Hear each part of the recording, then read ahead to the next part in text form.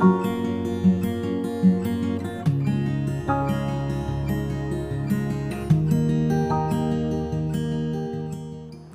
दोस्तों, स्वागत है आप सभी का फिर से हमारे चैनल में। जी आज हम दोस्तों दक्षिण भारत के इतिहास के बारे में डिस्कस करेंगे।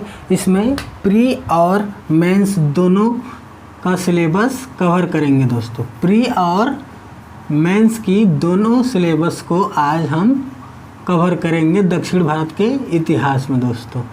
ये तो एक क्लास में पूरा नहीं हो पाएगा दोस्तों, इसलिए कम से कम इसे हम 2 या 3 क्लास में कवर करेंगे दोस्तों। तो हमारे साथ आप जुड़े रहिए दोस्तों। और आइए हम स्टार्ट करते हैं दक्षिण भारत का इतिहास। दक्षिण भारत का इतिहास,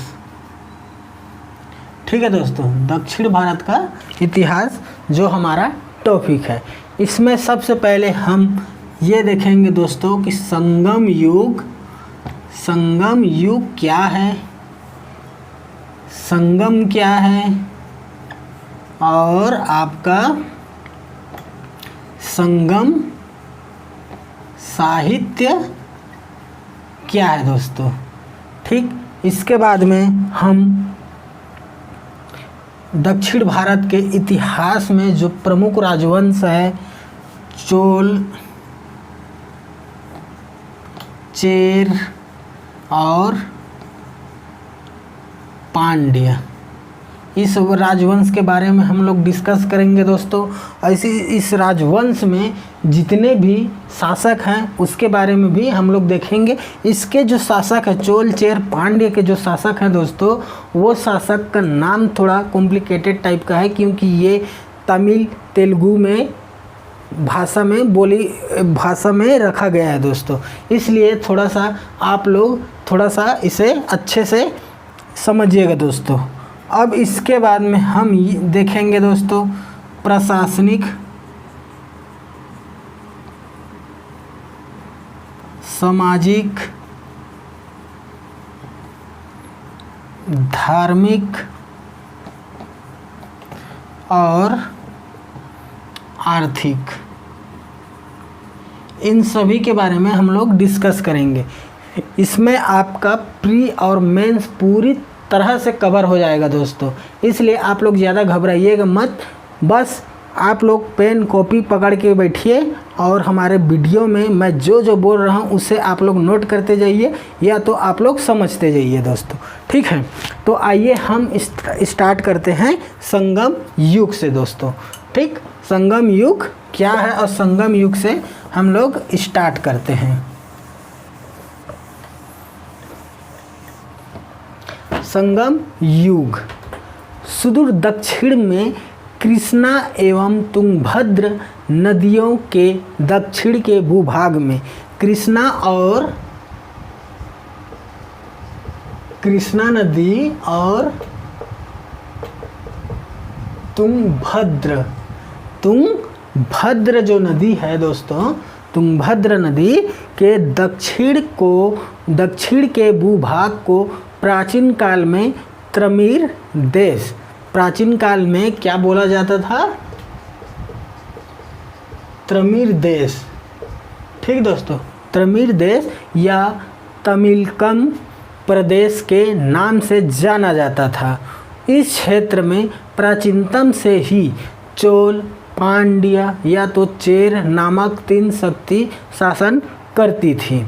इनके प्रारंभिक इतिहास एवं संस्कृति का प्रकाश नहीं पड़ता, लेकिन प्रथम शताब्दी ईस्वी में, फर्स्ट शताब्दी ईस्वी में दोस्तों, फर्स्ट शताब्दी ईस्वी के जो आसपास तमिल साहित्य के माध्यम से इनके इतिहास एवं संस्कृति पर प्रकाश पड़ने लगता है।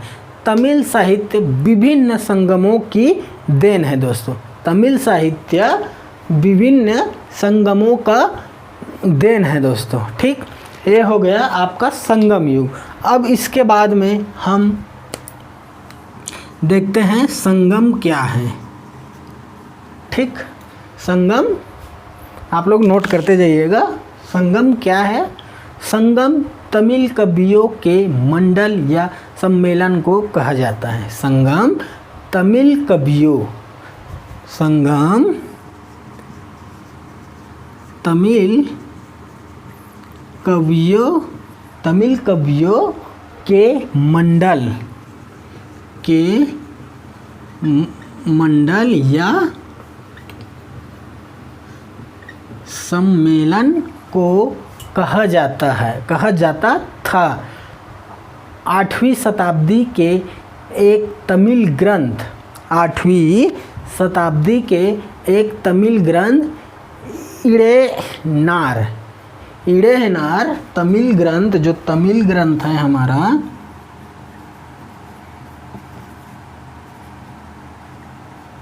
इडेनार, ठीक दोस्तों, तमिल जो ग्रंथ है किसमें? इडेनार अगप्पोरुल,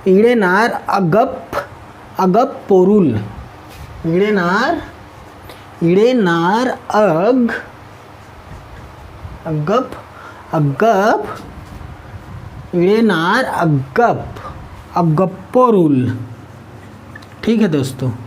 ये जो तमिल ग्रंथ है, तमिल ग्रंथ इडेनार अगप्पोरुल पर लिखित भाषा के अनुसार कुल 3 संगम हुए थे।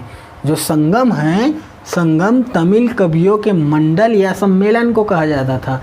इसकी जानकारी हमें तमिल ग्रंथ इडेनार अगप्पोरुल में जानकारी मिलती है दोस्तों। तो संगम, जो संगम या तो सम्मेलन या तो बैठक हो या कोई मंडल हो, वहाँ पे 3 सम्मेलन हुआ था दोस्तों, ठीक है। प्रथम सम्मेलन, द्वितीय सम्मेलन और तृतीय सम्मेलन, ठीक। संगम युग में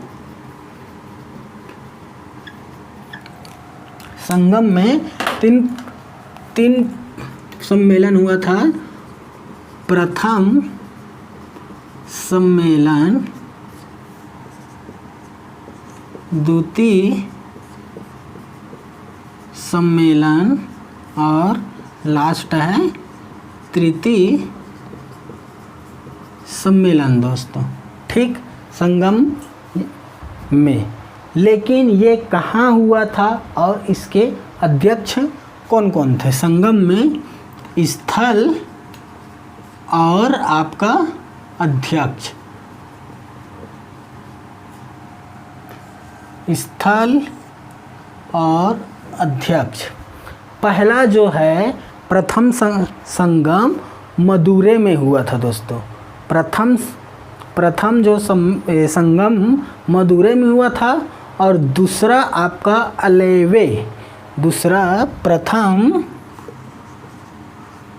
मदुरै और दूसरा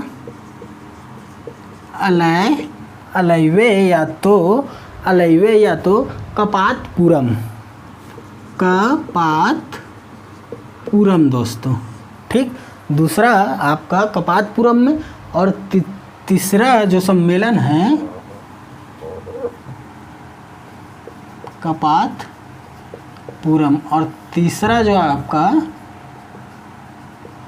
उत्तरी मदुरै, ठीक है दोस्तों।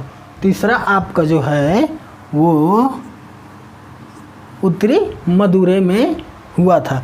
प्रथम सम्मेलन संगम वंश का मदुरै में, द्वितीय सम्मेलन अल्वे या तो कपातपुरम में, तृतीय सम्मेलन उत्तरी मदुरै में हुआ था। लेकिन इसके अध्यक्ष जो थे प्रथम संगम का, वो था ऋषि अगस्त्यार,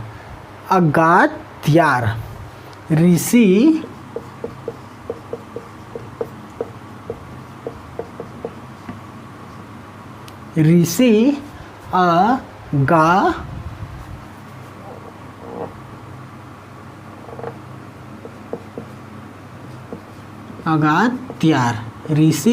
अगस्त्यार, ये है प्रथम संगम का।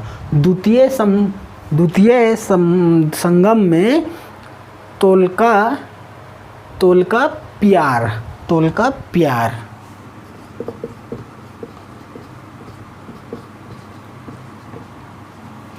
ठीक है दोस्तों। और तृतीय में आपका है नक्कीगार।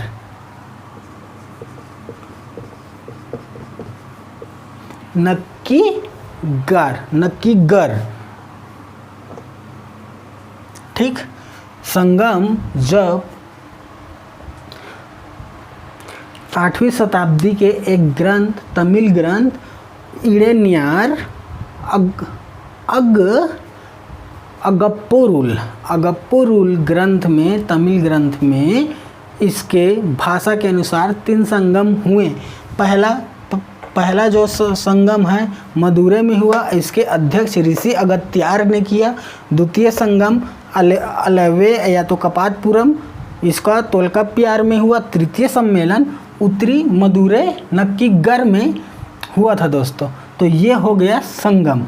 अब हम देखते हैं हमारा तीसरा टॉपिक संगम साहित्य के बारे में दोस्तों।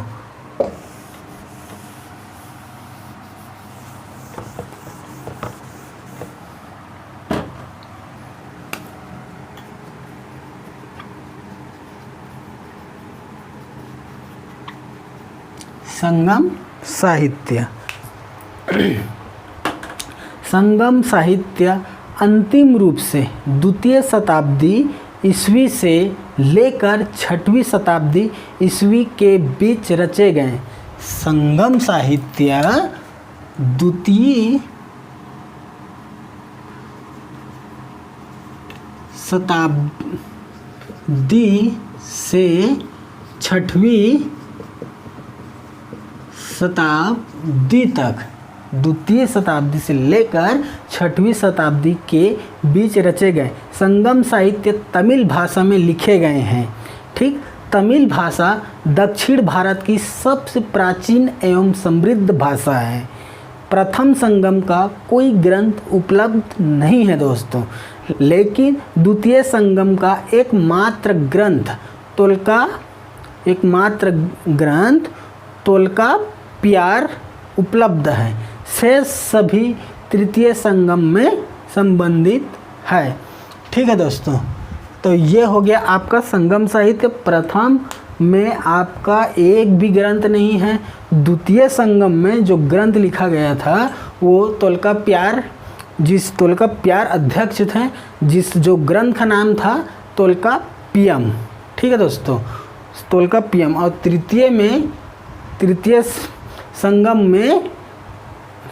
तृतीय संगम से संबंधित है दोस्तों तोल्काप्पियम, ठीक। ये हो गया संगम साहित्य।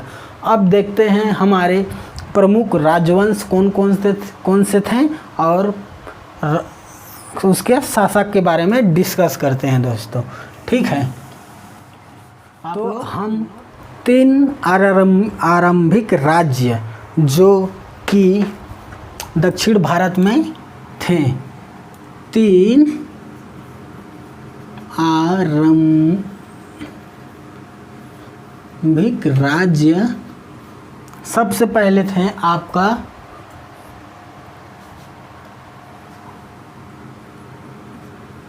चोल वंश, चेर वंश और पांड्य वंश।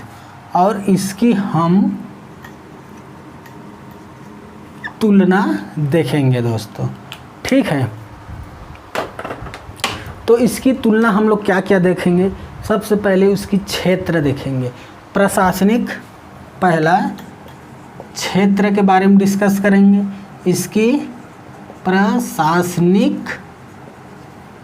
इसकी जो प्रशासनिक राजधानी है ये देखेंगे।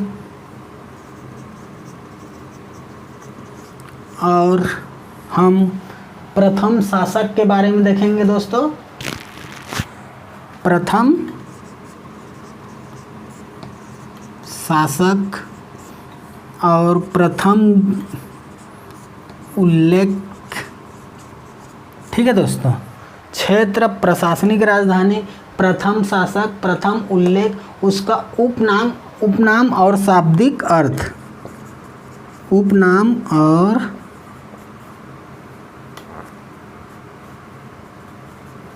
शाब्दिक अर्थ, ठीक दोस्तों। चोल वंश, चेर वंश और पांड्य वंश के क्षेत्र, प्रशासनिक राजधानी, प्रथम शासक, प्रथम उल्लेख कहाँ पे हुआ, उसका उपनाम क्या था और उसका शाब्दिक अर्थ।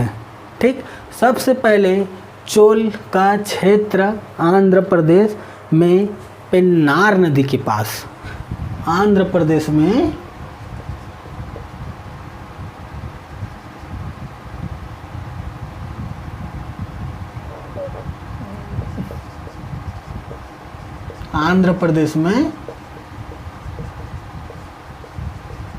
पेन्नार नदी। ठीक, चेर केरल के कावेरी नदी, केरल में कावेरी नदी। जो पांड्य थे वो तमिलनाडु में जो थे वो ताम्रपर्णी, तमिलनाडु में ताम्रपर्णी नदी में इसकी क्षेत्र है दोस्तों। ठीक, अब इसकी प्रशासनिक राजधानी की बात करते हैं दोस्तों। चोल वंश की प्रशासनिक राजधानी उरेयूर, क्या है, उरेयूर। और चेल वंश की वंजी। और आपका पांड्य वंश की प्रशासनिक राजधानी मदुरै। ठीक दोस्तों, इसके प्रथम शासक चोल वंश के प्रथम शासक, आपका नाम अच्छे से समझिएगा दोस्तों, उर्वशी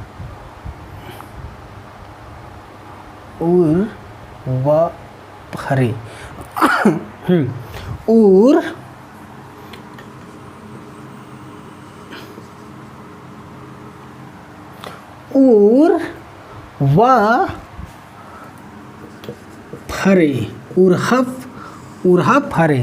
ठीक है दोस्तों, चेर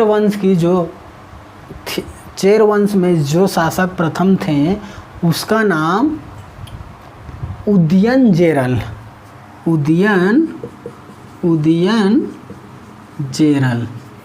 ठीक है दोस्तों, नाम थोड़ा कॉम्प्लिकेट है लेकिन आप लोग बार बार रिपीट करेंगे तो आपका नाम याद हो जाएगा दोस्तों।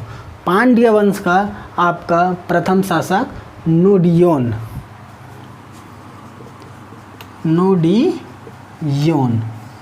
ये हो गया। लेकिन इसका प्रथम उल्लेख कहाँ पे हुआ, तो चोल वंश की प्रथम उल्लेख अष्टाध्यायी में हुआ, अष्टाध्यायी में। ठीक, प्रथम उल्लेख चोल वंश का अष्टाध्यायी में और चेर वंश का ऐतरेय ब्राह्मण में और पांड्य वंश का इंडिका में।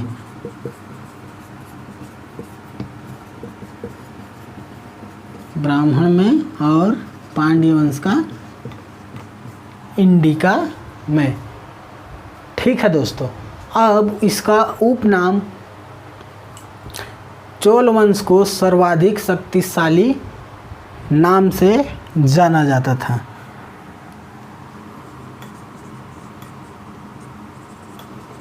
सर्वाधिक शक्तिशाली। ठीक दोस्तों, सर्वाधिक शक्तिशाली। और चेर वंश को सबसे प्राचीन राज्य, इसे प्राचीन राज्य के नाम से दोस्तों, और पांड्य वंश को दक्षिण राज्य के नाम से इसका उपनाम था, दक्षिण राज्य। अब इसका शाब्दिक अर्थ क्या है? चोल वंश के शाब्दिक अर्थ होता है नया देश, नया देश। चेर वंश का आपका शाब्दिक अर्थ होता है पर्वतीय देश। ठीक है दोस्तों, पर्वतीय देश। और पांड्य वंश का होता है आपका प्राचीन देश।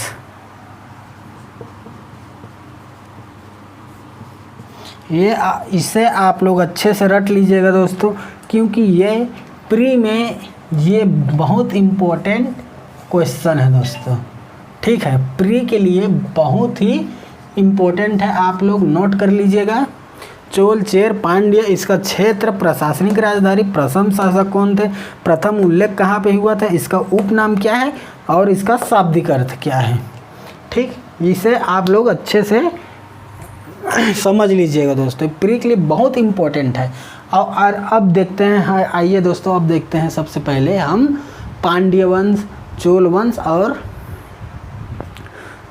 और चेर वंश, इसके प्रमुख शासक के बारे में हम लोग डिस्कस करते हैं। फिर आगे हम प्रशासनिक, सामाजिक, आर्थिक और राजनीतिक और धार्मिक के बारे में डिस्कस करेंगे दोस्तों। तो सबसे पहले हम इसके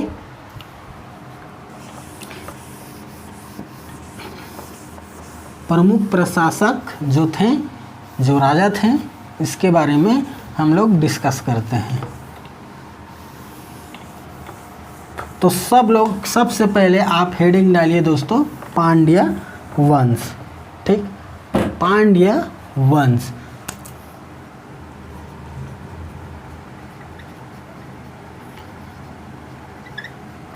पांड्य वंश। ठीक, पांड्य राज में उल्लेख सबसे पहले मेगास्थनीज ने किया है। उसने कहा कि उसका राज्य मोतियों के लिए प्रसिद्ध है। पांड्य का शाब्दिक अर्थ प्राचीन प्रदेश है। पांड्य का शाब्दिक अर्थ प्राचीन प्रदेश है, जो मैंने पहले शाब्दिक अर्थ में बताया गया था। ठीक है दोस्तों, पांड्य राजवंश का प्रारंभिक उल्लेख परिणी के अष्टाध्यायी में मिलता है। पांड्य राज्य भारतीय प्रायद्वीप के सुदूर दक्षिण और दक्षिण पूर्वी भाग में था। ठीक दोस्तों, भाग में था तथा इसमें अनुमानतः तमिलनाडु के आधुनिक तिरुनेलवेली, रामनंद और मदुरै जिले शामिल थे। ठीक, इसकी राजधानी मदुरै में थी। तमिल परिषदों के संकलित साहित्य में पांड्य राजाओं का उल्लेख है। इनका प्रतीक चिन्ह कार्प है। पांड्य वंश का प्रतीक चिन्ह कार्प है, कार्प मतलब एक प्रकार की मछली थी। ठीक है दोस्तों, ये हो गया आपका पांड्य वंश। अब इसके हम प्रमुख शासक के बारे में देखेंगे दोस्तों। प्रमुख शासक इसके कौन कौन थे। इसके शासक प्रमुख थे, वो थोड़ा कॉम्प्लिकेटेड नाम है दोस्तों, इसे आप लोग अच्छे से समझिए। अब बार बार थोड़ा सा लिख के रिपीट कीजिए, आपको नाम एकदम आसानी से याद हो जाएगा। तो सबसे पहले था आपका नेडियोन। ठीक है, प्रमुख शासक में पहला था नेडियोन पांड्य वंश का प्रथम शासक था। नेडियोन का अर्थ होता है लंबा आदमी। नेडियोन ने पहरुली नदी को अस्तित्व प्रदान किया तथा समुद्र की पूजा भी इसने आरंभ करवाई, परंतु इसकी ऐतिहासिक संदिग्ध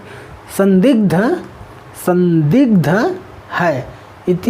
इसकी ऐतिहासिकता संदिग्ध है। यह हो गया दोस्तों नेडियोन के बारे में। नेडियोन का मतलब होता है लंबा आदमी। इसने नदी को अस्तित्व में लाया और तथा नेडियोन। अब दूसरा शासक के बारे में अगर क्वेश्चन में पूछता है दोस्तों कि पांड्य वंश के प्रमुख शासक के बारे में व्याख्या कीजिए, तो आप लोग इसे लिख सकते हैं दोस्तों। ठीक, अब दूसरा है पलसालई मुदुडुमी।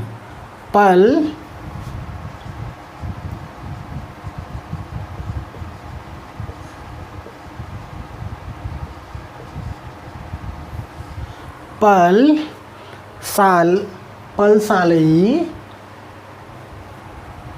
दूसरा शासक का नाम पलसालई मुदुडुमी। ठीक, अब इसके बारे में नोट कीजिए। इसे पांड्य वंश का प्रथम ऐतिहासिक शासक माना जाता है। पलसाले का अर्थ अनेक यज्ञशालाएं बनाने वाला। जो यज्ञ जहाँ पे करते हैं उसकी एक शाला जो होती है जिसमें बहुत सारे यज्ञ करते हैं उसे यज्ञशाला कहते हैं। इसमें अनेक यज्ञ भी किए तथा महेश्वर की उपाधि धारण की। ये जो पलसालई मुदुडुमी हैं ये महेश्वर की उपाधि धारण की दोस्तों। बस इसके बारे में इतना ही। अब तीसरा आप लोग नोट कीजिए, तीसरा जो शासक था नेडुजेलियन।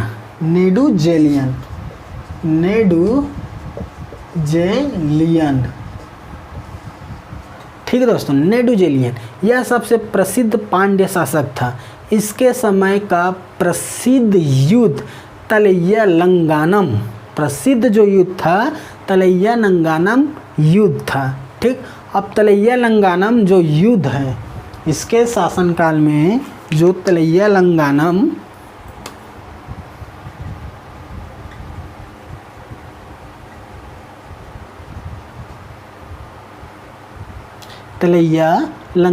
का युद्ध सन 290 ईस्वी में, सन 290 ईस्वी में हुई थी। नेडुजेलियन के समय प्रसिद्ध युद्ध तलैया लंगानम। नेडुजेलियन इस युद्ध में विजयी होने के कारण, ठीक दोस्तों, इसके बारे में अलग से आप लोग नोट कीजिए। तलैया लंगानम का युद्ध, उसके आगे आप लोग हेडिंग डालिए कि नेडुजेलियन इस युद्ध में विजयी होने के कारण बहुत प्रसिद्ध हुआ। इस युद्ध में इसने चोल और चेर शासकों एवं अन्य उसके पांच मित्र सामंतों के गुट को पराजित किया। इसी युद्ध में उसने चेर शासक से को बंदी बनाकर पांड्य राज के बंदीगृह में उसे डाल दिया। इस विजय के बाद तलैया लंगानम की उपाधि धारण की। यह कवियों एवं विद्वानों का संरक्षक था। नक्कीरर और मामुंडी रुवन, नक्कीगर व मामुंडी रुवन जैसे कवि। नक्कीरर, इसमें नक्कीरर, ठीक दोस्तों, नक्कीरर व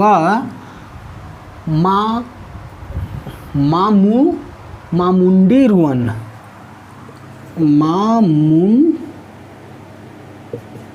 मामुंडी रुवन जैसे कवि नेडुजेलियन पे आश्रित थे। ठीक, इसी के काल में शिल्पकारम,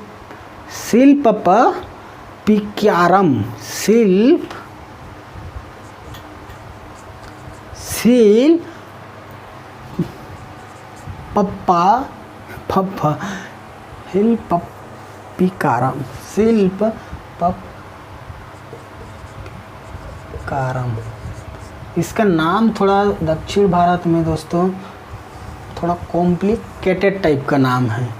ठीक है दोस्तों, इसे आप लोग बार बार रिपीट कर, इसे याद करने के लिए बार बार आपको लिखना पड़ेगा। के नामक कोलवन को मृत्यु दंड दिया गया था दोस्तों। ठीक, इस शिल्पकारम को मृत्यु दंड दिया गया था दोस्तों।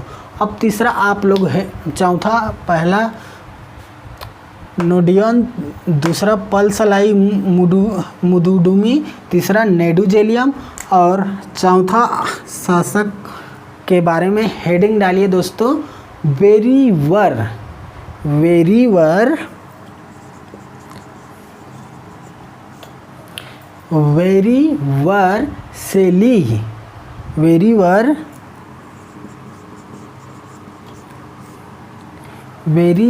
सेली कोरकई।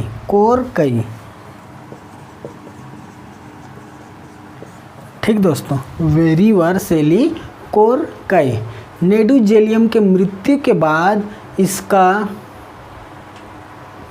छोटा भाई कोरकाई गद्दी पर बैठा। उसकी मृत्यु भित्ति चित्र को देखते हुई थी, इसलिए इसे भित्तिरम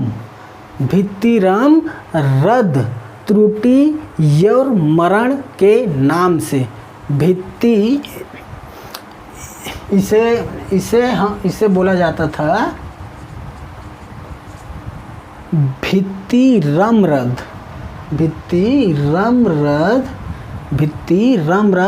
त्रुटि यव मरण।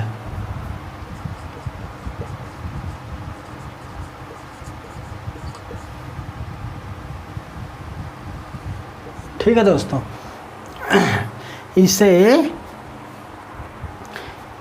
इसकी मृत्यु भित्ति चित्र को देखते हुए हुई थी, इसलिए इसे भित्तिरमरद त्रुटि यव मरण के नाम से जाना जाता था दोस्तों।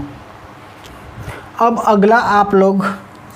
अगला शासक का नाम आप लोग हेडिंग डालिए। अगला जो शासक था नल्लीकोडम।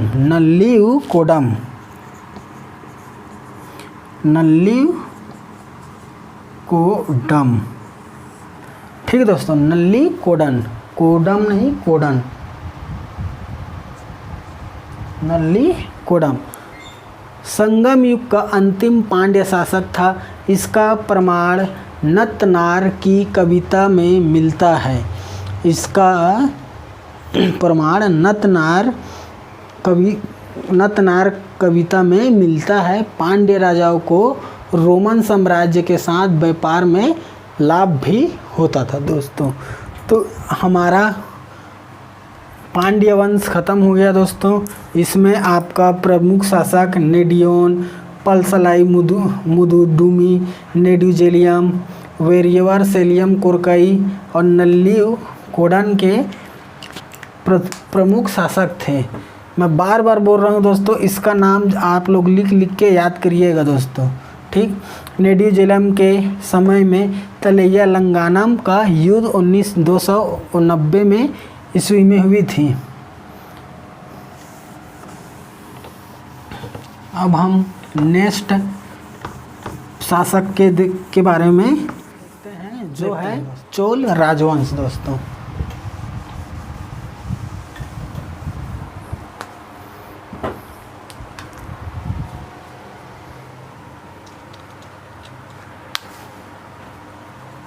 आप लोग हेडिंग डालिए चोल राजवंश और इसे नोट करते जाइए दोस्तों। ठीक, चोल राजवंश राज्य मध्यकाल के आरंभ में चोल मंडल कहलाता था। यह पेन्नार और वेल्लारू नदियों के मध्य में पांड्य राज्य क्षेत्र के पूर्वोत्तर कोण में था। इसकी राजनीति सत्ता का केंद्र उरेयूर था, जो सूती वस्त्र के व्यापार के लिए प्रसिद्ध था। उरेयूर सूती वस्त्र के व्यापार के लिए प्रसिद्ध है। इसकी राजकीय चिन्ह बाघ थी। ठीक है दोस्तों, पांड्य वंश का मैंने राजकीय चिन्ह बताया, कार्प एक प्रकार का मछली, और इसकी राजकीय चिन्ह क्या है? बाघ है दोस्तों। ठीक, इसके प्रमुख शासक के बारे में आप लोग देखिए। इसके प्रमुख शासक, पहला हेडिंग डालिए उर्वप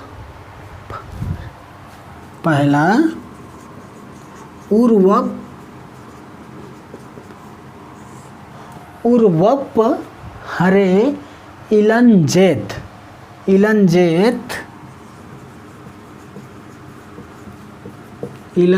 पेन्नी। ठीक है दोस्तों, इलंजेत चेन्नी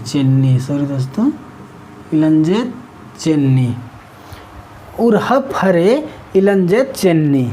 इसका पहला शासक, चोल राजवंश का प्रथम शासक, जिसकी राजधानी उरेवर थी। कहा जाता है कि यह राजा युद्ध अपने सुंदर रथों के लिए प्रसिद्ध था।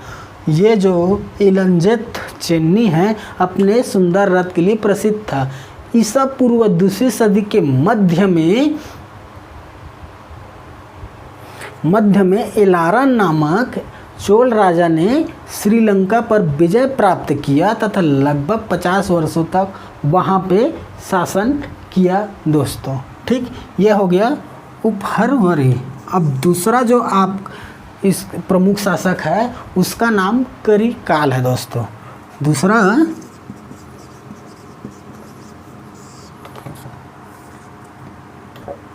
ठीक, हेडिंग डालिए। चोल राजाओं में यह सर्वाधिक महत्वपूर्ण शासक था। इसका काल लगभग 190 ईसा पूर्व माना जाता है दोस्तों। 190 ईसा माना जाता है। करिकाल का अर्थ होता है पांव जला व्यक्ति। करिकाल का मतलब पांव जला व्यक्ति, पांव जला व्यक्ति है। करिकाल ने श्रीलंका पर विजय प्राप्त की तथा अनगिनत लोगों को बंदी बनाकर लाया गया। 12,000 गुलामों को कावेरी नदी के किनारे 160 किलोमीटर लंबी बांध बनवाया दोस्तों। इसने श्रीलंका से दोस्तों गुलामों को लाया गया और 12,000 जो गुलाम थे उसे कावेरी नदी के किनारे 160 किलोमीटर लंबा बांध बनवाया गया। करिकाल ने पुहार की स्थापना की तथा अपनी राजधानी उदयपुर से ये कावेरी पट्टम स्थानांतरित कर दी। यह व्यापार और वाणिज्य का सबसे बड़ा केंद्र था। सिंचाई के लिए अनेक तालाबों का भी निर्माण करवाया दोस्तों। कौन? करिकाल। तीसरा आप लोग हेडिंग डालिए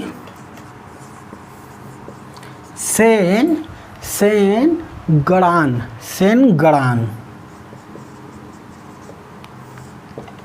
ठीक दोस्तों, सेनगढ़ान। इसके बारे में ज़्यादा नोट मत कीजिए, बस समझ लीजिए। इसके विषय में प्राथमिक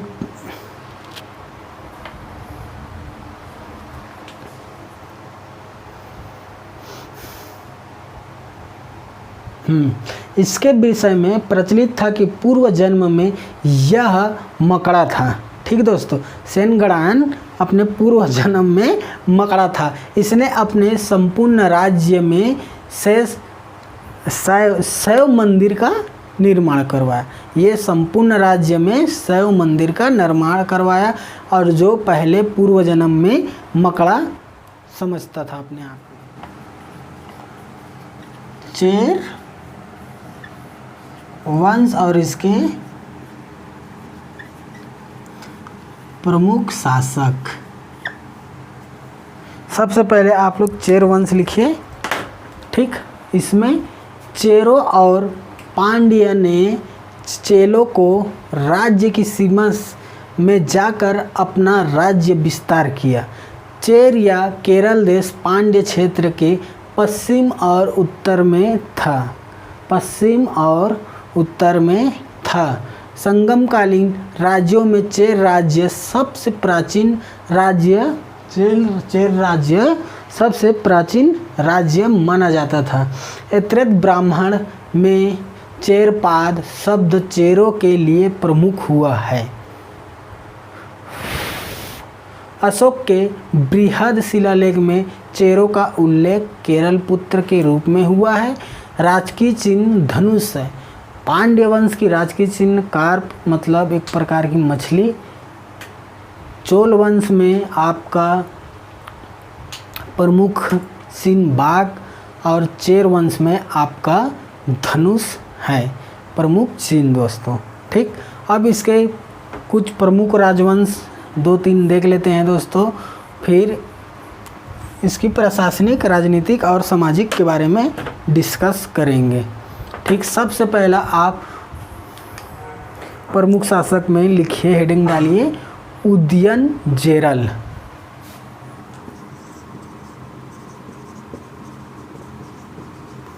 उदयनचेरल।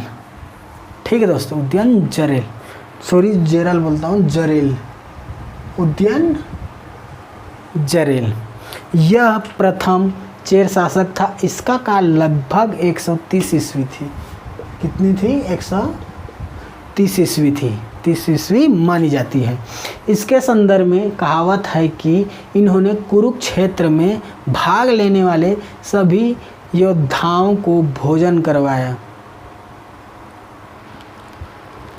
कुरुक्षेत्र में भाग लेने वाले सभी योद्धाओं को भोजन करवाया। इसी कारण से इन्हें महाभोजन उदयनजरेल की उपाधि मिली। इसे क्या उपाधि मिली? महाभोजन उदयनजरेल। उदयनजरेल की इसे उपाधि मिली। इसे उपाधि क्यों मिली? क्योंकि ये कुरुक्षेत्र में भाग लेने वाले सभी योद्धाओं को क्या करवाया था? भोजन करवाया था दोस्तों। तो ये हो गया आपका उदयनजरेल। और दूसरा है नेदुनजरेल आदन।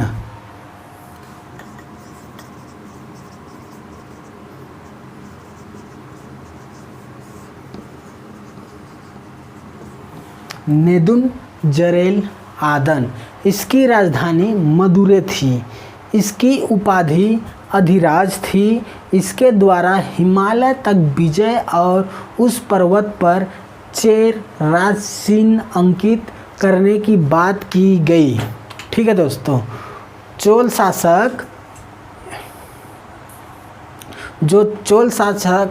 शासक थे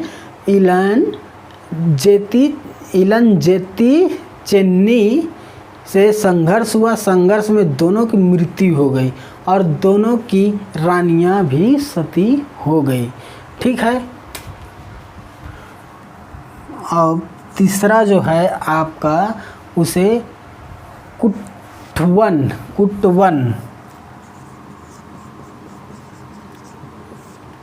ठीक है दोस्तों, कुटवन तीसरा शासक थे। नेदुनजरेल आदन का छोटे भाई कुटवन ने कोंगू के युद्ध में सफलता प्राप्त करके चेर राज्य को पूर्व तथा पश्चिम समुद्र का विस्तृत कर दिया दोस्तों। इसके बारे में बस इतना ही। अब एक और है, उसका नाम मैं भूल रहा हूँ, और क्या नाम था? कुडक्कोई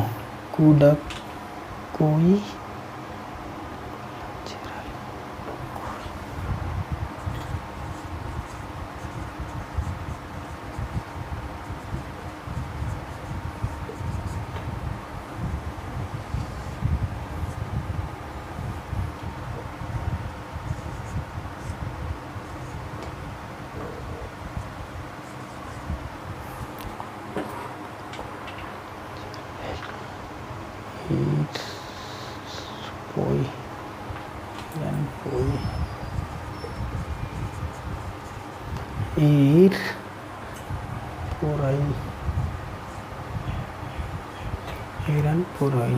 ठीक है दोस्तों। इसका नाम कुडक्कोइलनजरेल इरपोई। ठीक है दोस्तों। इसका अगला शासक का नाम था।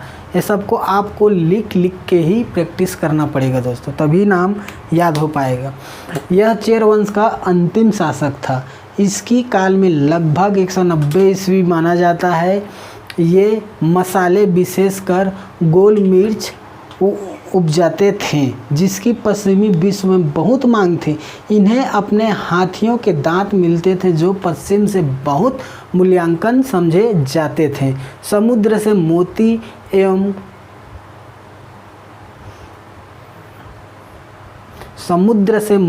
एवं खानों से रत्न, इन दोनों वस्तुओं का निर्यात पश्चिम देशों में भारी मात्रा में होता था। इसके अलावा वे मलमल और रेशम भी पैदा करते थे। ठीक दोस्तों।